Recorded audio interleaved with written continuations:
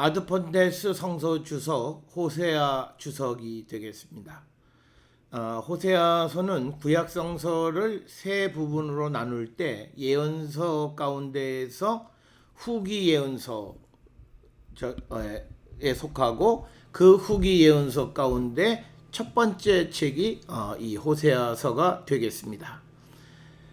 따라서 오늘 첫 시간에는 이 호세아서를 우리가 이해하기 위해서 호세아서가 갖는 여러 가지 특징들에 대해서 개론적으로 우리가 함께 연구해 보도록 하겠습니다.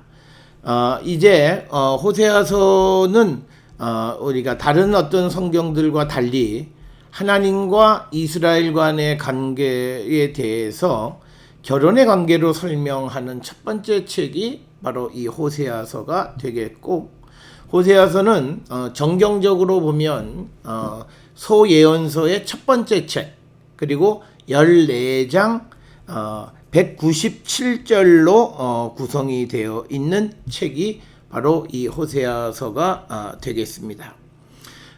우리가 흔히 이야기하는 호세아는 북왕국에서 활동했던 그런 예언자로 우리가 이해하고 있고, 아모스보다 조금 늦은 시기, 그러나 이사야와 미가 이전에 혹은 부분적으로 동시대에 활동했던 그런 예언자로 우리가 이해를 합니다.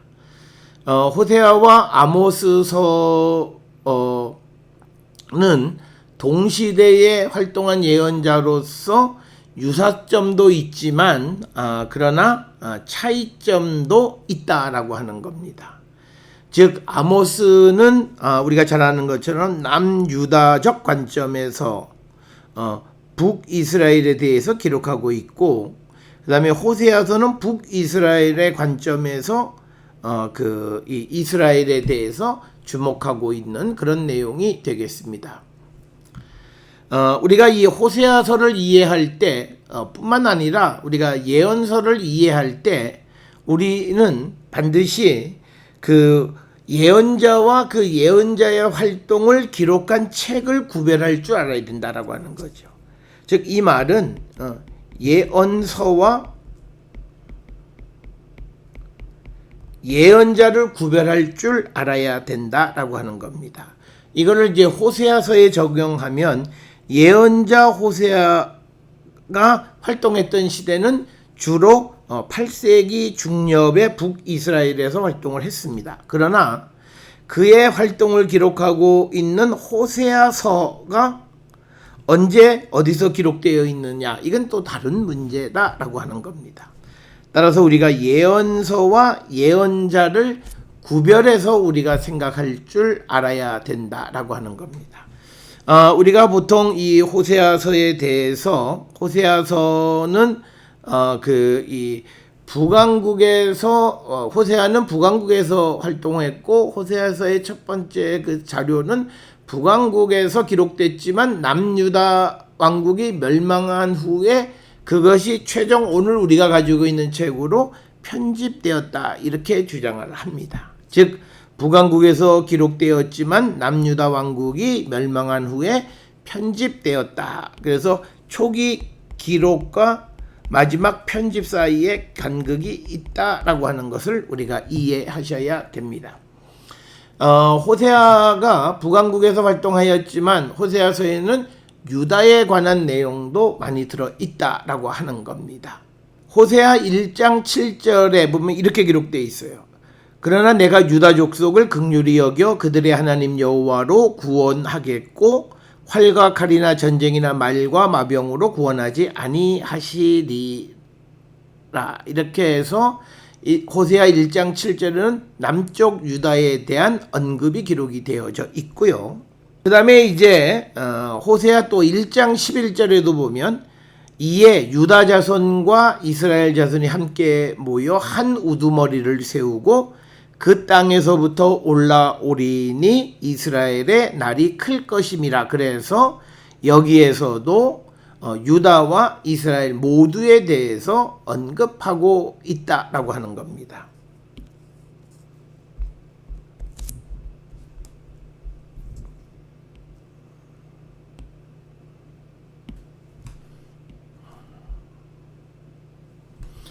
또 뿐만 아니라 하나의 예를 더 들어보면 호세아 4장 15절에 이스라엘아 너는 음행하여도 유다는 죄를 범하지 못하게 할 것이라.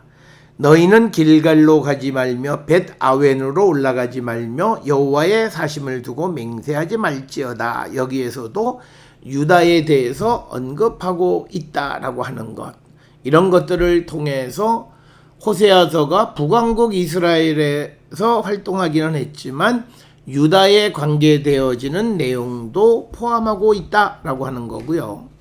그 다음에 이제 호세아 1장 1절에 그 소위 우리가 호세아서의 표제어에 해당하는 그 부분에서도 유다 왕들이 등장한다라고 하는 것. 이런 것들을 통해서 호세아서가 기본적으로 북쪽에서 기록되어 있지만 마지막 편집은 유다 왕국이 멸망한 후에 편집되었다라고 하는 그런 설명이 가능하다라고 하는 겁니다. 우리가 호세아의 인적 사항에 대해서 우리가 모든 예언서도 마찬가지지만 특히 8세기 예언자들의 그 인적 사항을 아는 것은 그 예언서를 이해하는 데 매우 중요하다라고 하는 거예요. 즉 이 말은 호세아의 인적 사항을 아는 것이 호세아의 메시지를 이해하는 데 도움이 된다. 호세아의 인적 사항을 아는 것이 호세아의 메시지 이해에 도움이 된다라고 하는 거예요. 그래서 우리는 호세아가 누구냐라고 하는 것에 대한 정보를 얻어야 됩니다. 그런데 오늘 우리가 호세아에 대한 정보는 오직 구약 성서에서만 그 정보를 얻을 수 있다라고 하는 한계가 있다라고 하는 것을 인정하셔야 됩니다. 자, 호세아라고 하는 이름은 그 이름의 뜻은 구원이라고 하는 뜻이고요. 원래 호세아는 여호수아에서 줄여서 쓴 말이다라고 하는 겁니다. 자, 우리가 이런 사실은 민수기 13장 16절에 이는 모세가 땅을 점탐하러 보낸 자들의 이름이라 모세가 눈의 아들 호세아를 여호수아라 불렀더라라고 하는 구절이 있습니다. 자, 그래서 우리가 민수기 13장 16절을 통해서 호세아의 원래 이름은 여호수아임을 알 수 있다라고 하는 이런 설명이 가능하겠고요. 그런데 이제 호세아서에서 호세아의 신상에 대해서는 단지 딱 하나 부엘리의 아들이라고 하는 사실만 언급하고 있어요. 호세아 1장 1절에. 그러면서 그가 어느 출신, 그 직업이 무엇이고 라고 하는 것에 대한 다른 어떤 정보는 일체 언급하고 있지 않다라고 하는, 이것이 호세아서를 이해하기 위해서 호세아에 관한 정보를 알아야 되는 필요성이 있음에도 제약성은 호세아에 관한 정보가 매우 빈약하다라고 하는 그런 문제점을 인식하셔야 되겠습니다. 호세아서에 보게 되면 호세아의 가족 상황에 대해서 언급합니다.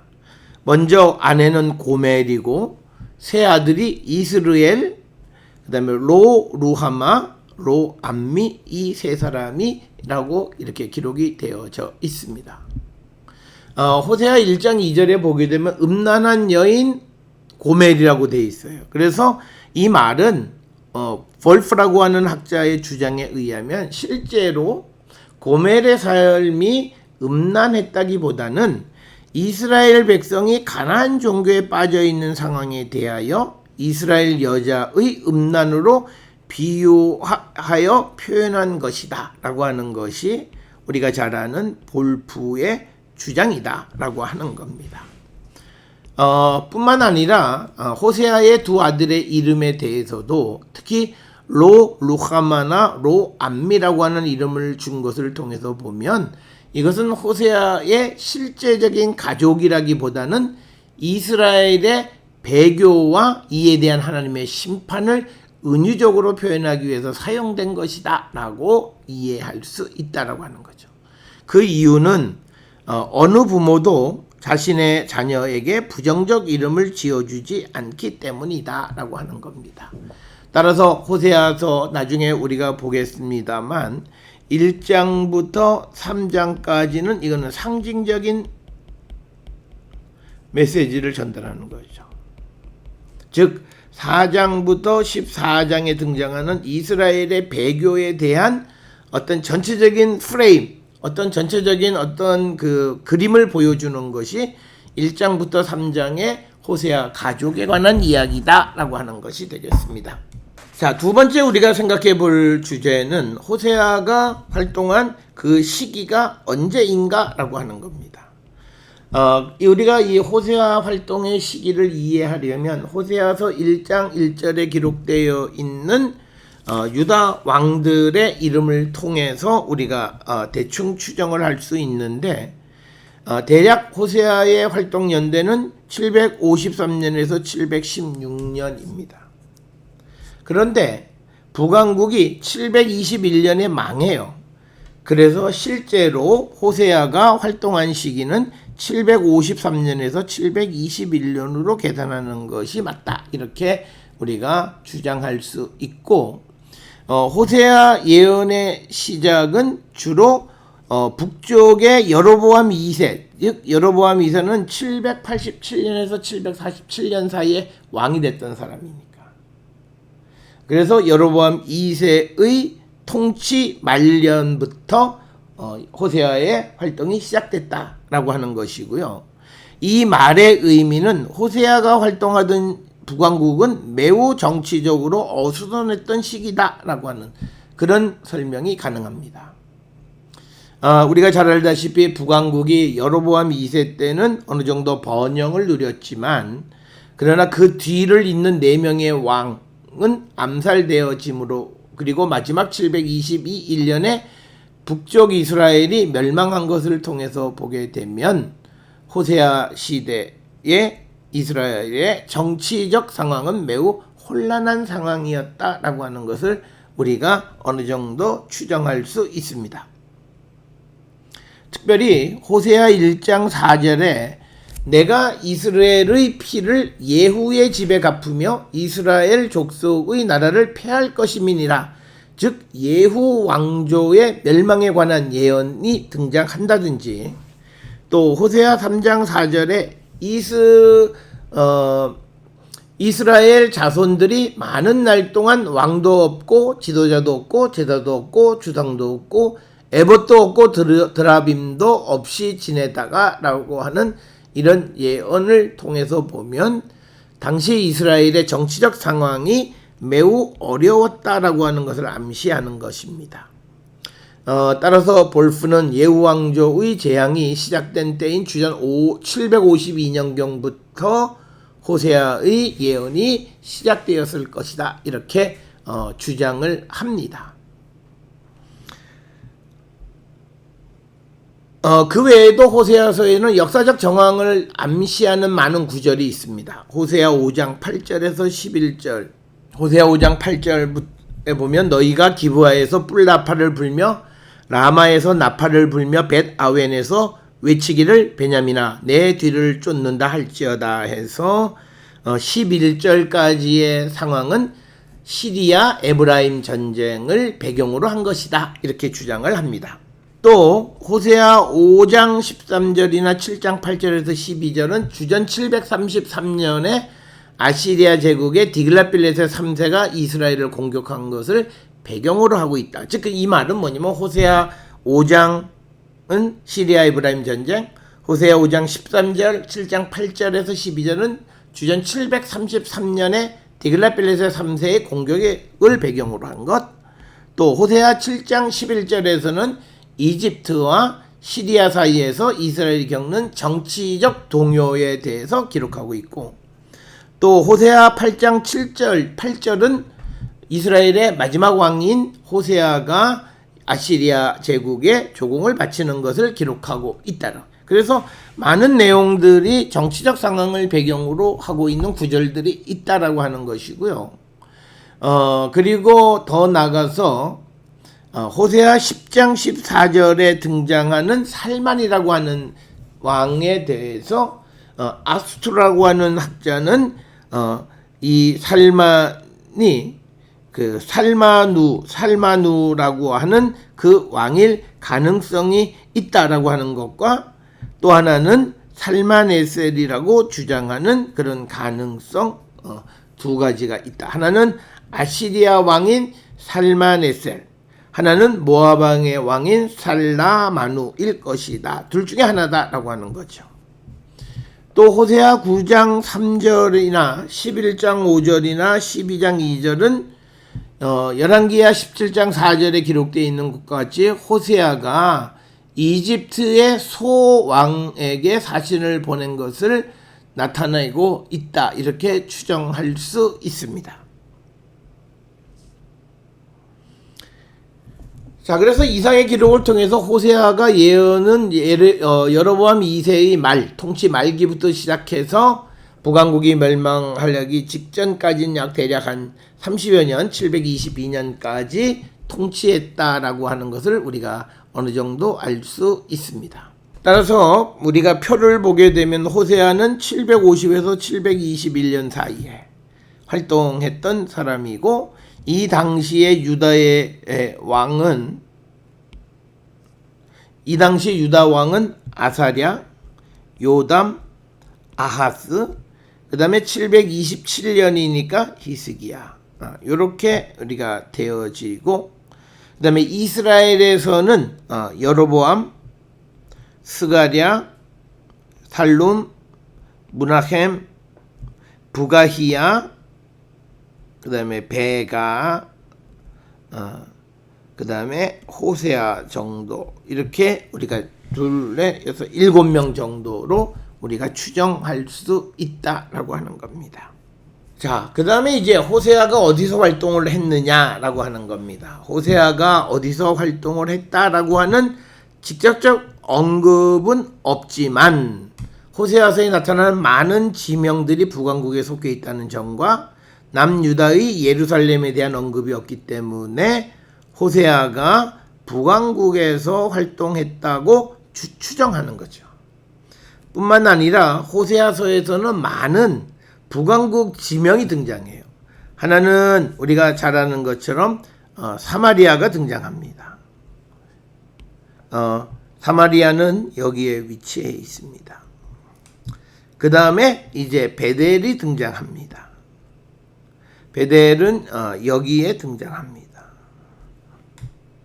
그 다음에 길갈이 등장합니다.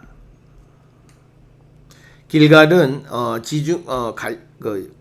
요단강 쪽으로 붙어 있는 여기가 길갈입니다.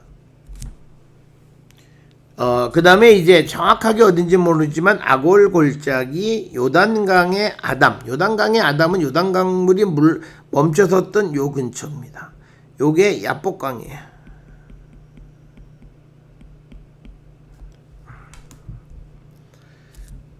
자, 그 다음에 등장하는 지역이 라마나 기브아고, 그 다음에 길르앗입니다. 길르앗은 이쪽 지역이 되겠고요. 그 다음에 이제 라마나 기브아는 우리가 대략 베델리 근처 어디쯤에 라마나 기브아 이런 지역들에 대한 언급이 등장을 하고 있습니다. 뿐만 아니라 앞에서 살펴보았듯이 남쪽 유다에 관한 메시지도 담고 있다라고 하는 것, 이 두 가지 사실을 우리가 다 이해하셔야 되겠습니다. 자, 호세아가 살았던 시대의 정치적 상황은 과연 어떠했느냐라고 하는 거예요. 이것은 서두에서도 이야기했지만 이 당시 이스라엘은 매우 혼란한 그런 시대였다라고 하는 겁니다.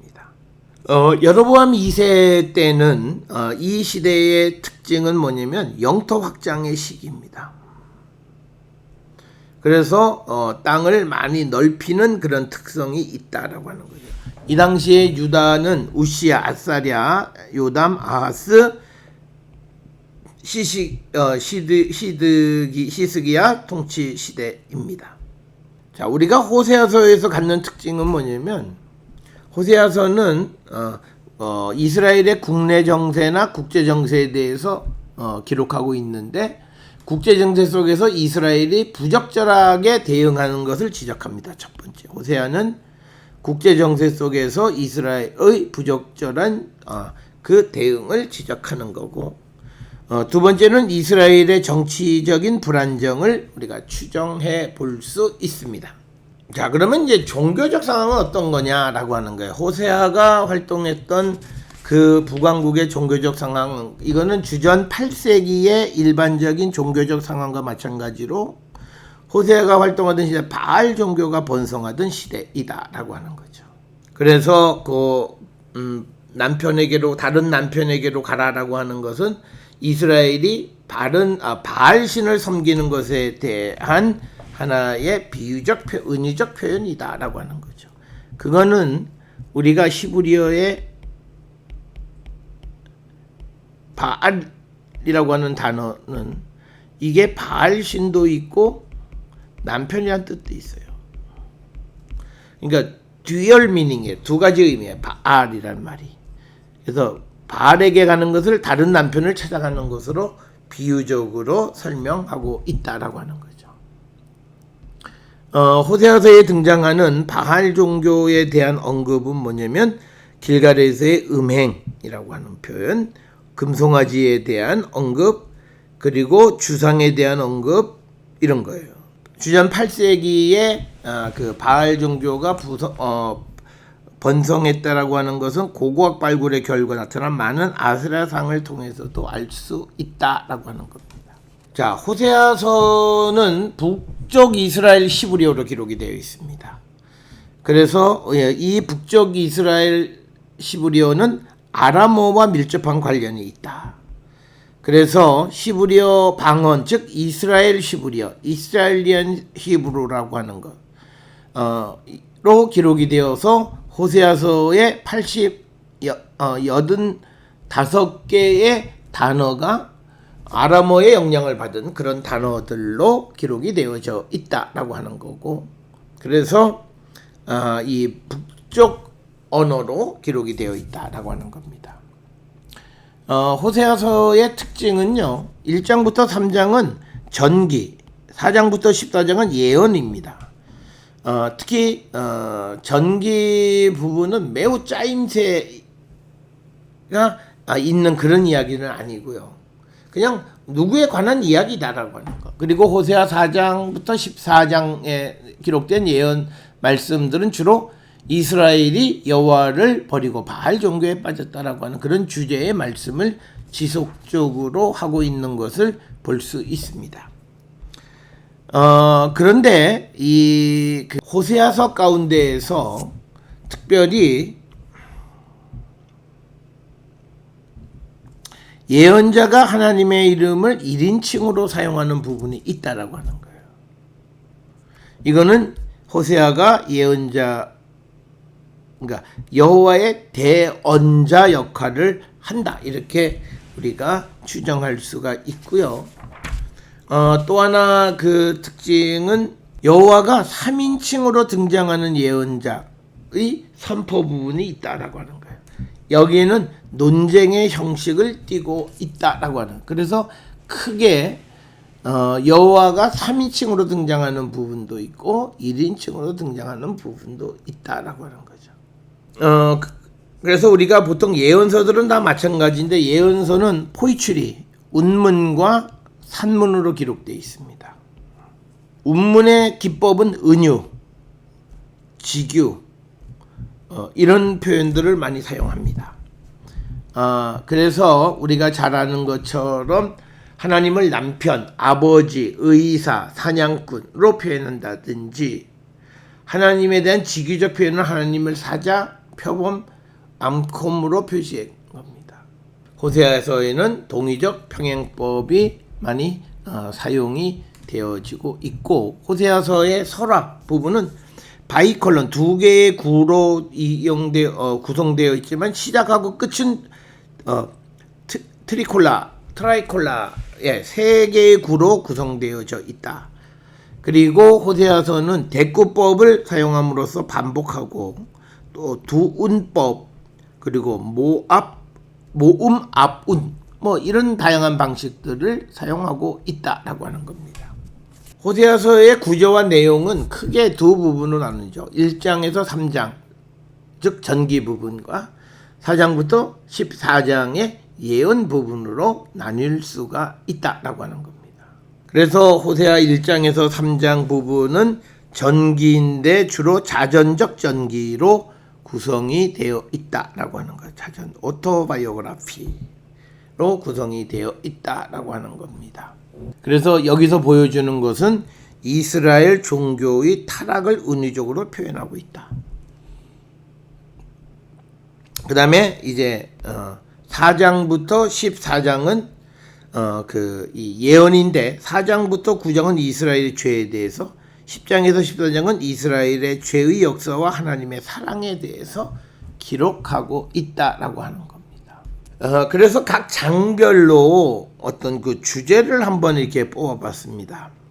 그래서 1장은 음란에 대해서, 2장은 음란을 제거하라, 3장은 하나님의 보편적 사랑, 4장은 음란한 이스라엘에 대한 하나님의 심판, 5장은 우상숭배에 대한 심판, 6장은 불성실한 삶에 대한 회개, 이스라엘의 죄에 대한 심판, 그 다음에 8장은 우상숭배를 책망, 그 다음에 9장은 하나님의 보응의 날에 대해서, 그리고 10장은 하나님의 심판, 11장 긍휼, 12장 이스라엘의 죄, 13장 이스라엘의 바알 숭배, 그리고 하나님께로 돌아감의 주제를 가지고 있다라고 하는 겁니다. 자, 호세아서 편집은요, 우리가 호세아서는 그 주전 8세기의 그런 이 신학적 사상이나 또 그리고 여러 가지 그 어떤 역사적 상황, 근데 그것뿐만 아니라 요시야 종교개혁과 심지어는 포로 시대의 신학사상이 같이 등장해요. 그래서 이것을 통해서 호세아의 편집 단계에 대해서 학자들이 제시를 합니다. 그래서 이것이 어떻게 되냐면 721년에 북이 멸망했을 때 피난민들이 호세아를 가져옵니다.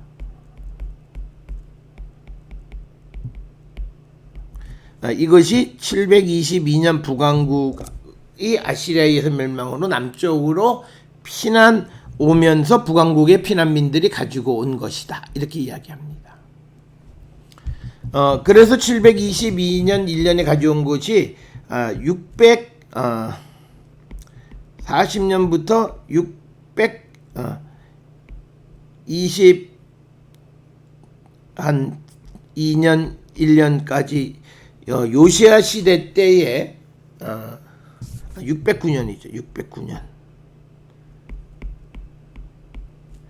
이 시대에 어떤 신명기서와 밀접한 관련이 있는 신명기 역사 사이의 밀접성 때문에 요시야 시대 때에 한 차례 편집이 되었다. 이렇게 주장해요.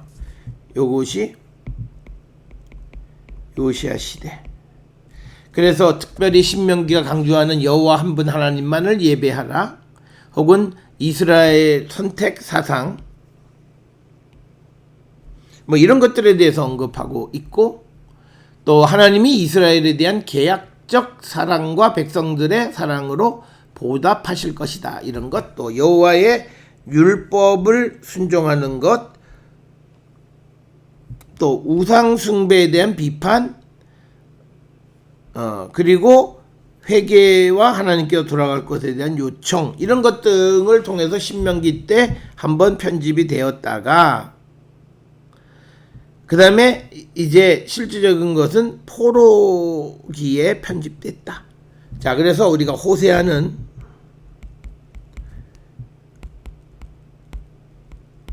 북왕국에서 기록됐다가 721년 이때 예루살렘으로 내려오고, 요시야 때 개혁을 한번 이룰 때 고쳐지고, 그다음에 포로기 때,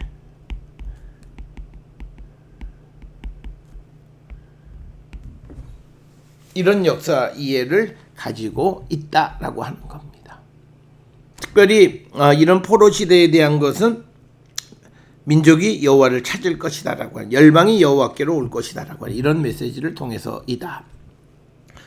자, 우리가 호세아서의 메시지를 보게 되면, 이건 뭐니 해도 호세아서의 메시지의 핵심은요, 북이스라엘에서 바알 숭배하는 것에 대한 비난, 고발이고, 그래서 그렇지만 이스라엘이 하나님께로 돌아오면 하나님이 그 백성을 다시 받아주신다라는 것이 2장 14절부터 23절의 말씀입니다. 그래서 돌아올 것을 강조하는 말씀이 호세아서의 중요한 메시지다. 호세아서와 신약성서의 관계를 우리가 보게 되면, 특히 우리가 마태복음 9장, 12장, 2장 15절 이것들이 호세아 이 서와 관련이 있고, 뭐 그런 상황으로 우리가 발전하는 말씀을 볼 수 있습니다.